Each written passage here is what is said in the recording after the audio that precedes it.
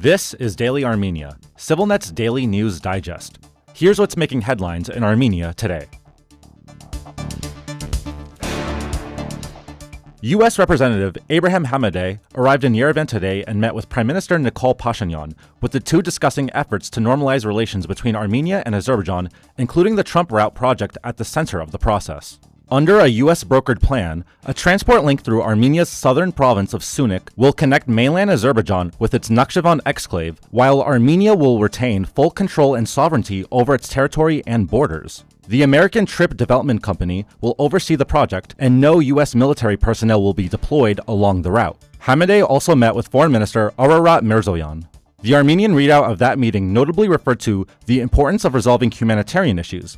This is a phrase Yerevan uses in reference to the 19 Armenian prisoners held in Azerbaijan, including former senior officials of the now-defunct Nagorno-Karabakh Republic, prisoners of war, and civilians. In February, many of them were sentenced to terms of up to 20 years in prison on charges including alleged crimes against humanity, war crimes, genocide, and terrorism, while others received life sentences. Hamadeh, a Republican congressman from Arizona, has a background in the military and intelligence.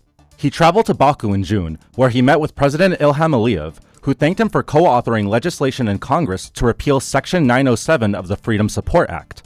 That provision, adopted in 1992, has restricted direct U.S. assistance to Azerbaijan because of its blockade and use of force against Armenia and Nagorno-Karabakh. However, successive U.S. administrations, including that of Donald Trump, have regularly used waiver authority to neglect the rule. The AI factory that opened in the Armenian town of Hrazdan last month does not pose an environmental threat because it does not use water for cooling, the co-founder of Firebird AI, the company operating the facility, told CivilNet in an interview. "We don't use water at all," Alexander Yesayan said, explaining that the facility's cooling system relies on electricity instead. The facility currently requires 18 megawatts of electricity, Yesayan said, equivalent to roughly 0.5% of Armenia's total electricity generation capacity. That figure, however, could increase as Firebird expands the facility.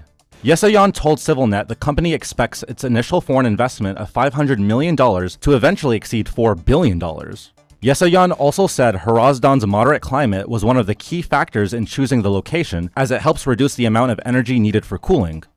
The Firebird facility uses hardware produced by U.S. companies NVIDIA and Dell. Its construction became possible after Armenia and the United States signed a memorandum of understanding last year that allowed the export of the advanced chips required for the project from the US to Armenia. Unlike a conventional data center, which primarily provides server and cloud storage capacity, an AI factory is focused on computational power. It provides computing capacity for users of AI models and relies on large numbers of graphics processing units, or GPUs, also known as graphics cards. These devices were originally developed primarily to render graphics for video games and computer-aided design. Firebird uses industrial-grade NVIDIA GPUs, which are stacked together in large clusters to provide the computing power needed for generative AI. And finally, the CivilNet number of the day is 21. That's how many women were admitted to Armenia's Vazgen Sargsyan Military Academy this year, Defense Ministry spokesperson Aram Torosyan told CivilNet today. It is the highest number of women admitted in a single year since the academy opened its doors to female cadets in 2013.